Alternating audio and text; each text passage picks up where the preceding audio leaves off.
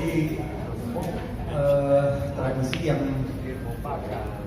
dua sisi, baik itu positif maupun negatif, di mana kita bersama ini untuk memperlebar atau memperluas sisi positifnya dan tentunya akan menekan sisi negatifnya.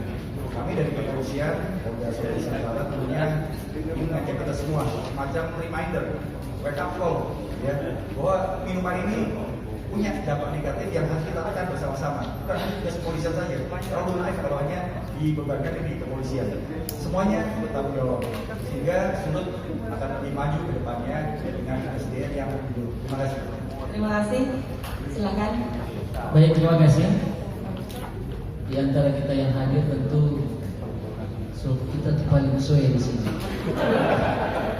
Bisa jadi saya berpikir bahwa karena kita kebetulan baru dapat di sini. Sebentar, teruntuk kalau ada yang suka foto di kita.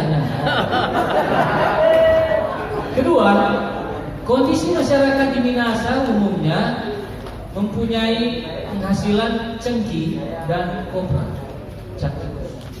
Kedua komoditi ini saat ini sangat-sangat memprihatinkan. Sehingga Bapak Ibu Saudara-saudara, alternatif dari petani sekarang ini beralih ke bukan tikus, gula batu, termasuk yang tikus.